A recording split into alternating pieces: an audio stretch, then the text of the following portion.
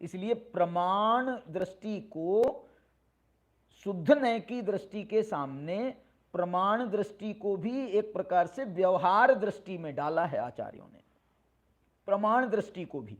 इसलिए यहां पर देखो क्या कह रहे हैं, पर्याय भी द्रव्य के ही तो भेद हैं, अवस्तु तो नहीं है, तो उन्हें व्यवहार कैसे कहा जा सकता है? उसे तो जब वस्तु के भेद हैं, वस्तु में समाहित हैं, अनेकांत स्वरूप में समाहित हैं, तो उसको तो निश्चय कहो।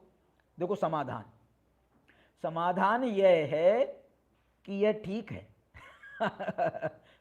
पंडित जी कह रहे हैं आपकी बात सही है, यह ठीक है, किंतु यहां द्रव्य दृष्टि से अभेद को प्रधान करके उपदेश दिया है, द्रव्य दृष्टि को प्रधान करके उपदेश दिया है। देखो उपदेश व्यवहार का भी होता है, प्रमाण का भी उपदेश होता है, लेकिन यहां पर जो उपदेश दिया जा रहा है वो निश्चय दृष्टि का उपदेश दिया जा रहा है, द्रव्य दृष्टि का उपदेश दिया जा रहा है। द्रव्य रूप कर सर्व थिर परजय थिर है कौन, द्रव्य दृष्टि आपा लखो। ये पंक्तियां जो मैं कह रहा हूं ना, ये भी जयचंद जी साहब की हैं, क्योंकि जयचंद जी साहब ने जो 12 भावना लिखी हैं उसमें पहली जो अनित्य भावना है उसका ये वर्णन किया उन्होंने, द्रव्य दृष्टि आपा लखो परजय नय करी गौण। यहाँ पर भी यहाँ लिख रहे हैं, देखो यहाँ द्रव्य दृष्टि को प्रधान, ये इन्हीं से उठा करके उन्होंने वो अनित्य भावना लिखी है, इन्होंने यहाँ से ही पंक्ति उठा करके प्रधान करके उपदेश दिया है। अभेद दृष्टि में भेद को गौण कहने से ही अभेद भली भांति मालूम हो सकता है। हो भेद को प्रधान करेंगे तो अभेद मालूम नहीं होगा, इसलिए भेद को गौण करके उसे व्यवहार कहा है। यहां अभिप्राय है कि भेद दृष्टि में भी निर्विकल्प दशा नहीं होती, और सरागी के, और हम सरागी हैं, निर्विकल्प दशा भेद रहेगा तो निर्विकल्प दशा नहीं बनेगी, तो सरागी के विकल्प होते रहते हैं। अब देखो इसमें एक और बहुत प्यारा संकेत कर रहे हैं, इसलिए जहां तक राग आदि दूर नहीं हो जाते वहां तक भेद को गौण करके अभेद रूप निर्विकल्प अनुभव कराया गया है।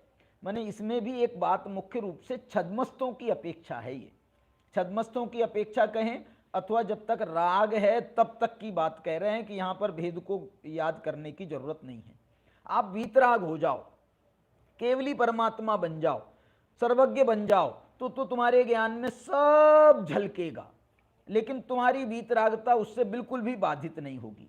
लेकिन यदि हम निचली भूमिका में भेदों का स्मरण करते रहेंगे, भेदों को याद करते रहेंगे, तो निर्विकल्पता नहीं बनेगी। इसलिए हमको अपनी अवस्था का भी विचार करना है, इसलिए निर्विकल्पता के लिए ये भेदों को यहाँ पर गौण करना आवश्यक है। ये छद्मस्त अवस्था में, सराग अवस्था में भेदों को गौण करना आवश्यक है। यहाँ लिख रहे हैं देखो जयचंद जी साहब, वीतराग होने के बाद भेदा भेद रूप वस्तु का ज्ञाता हो जाता है, और वहां नयों का आलंबन ही नहीं रहता है। नयों का आलंबन तो निचली भूमिका में ही होता है। इस प्रकार से मैंने आपको आज आत्मख्याति टीका और जयचंद जी साहब का जो भावार्थ है उसके आधार पर कुछ चर्चा की है। आज की चर्चा को अपन यहीं पर विराम देंगे, और इसके संबंध में जयसेनाचार्य और प्रभाचंद्राचार्य का कोई मंतव्य बताने का भाव होगा तो मैं आपके साथ में कल चर्चा करूंगा इसकी। अभी की चर्चा को यहीं पर विराम देते हैं। गाथा का पाठ करते हुए हम समापन करेंगे। व्यवहारेणु वदिस्सदी नाणिश्चरित दंसणं नाणं न विनाणं न चरितं न दंसणं जान गो शुद्धो।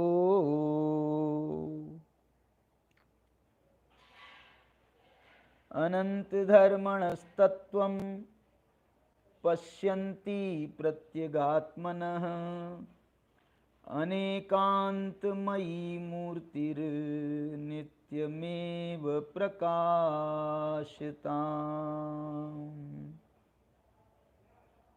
जय जिनेन्द्र।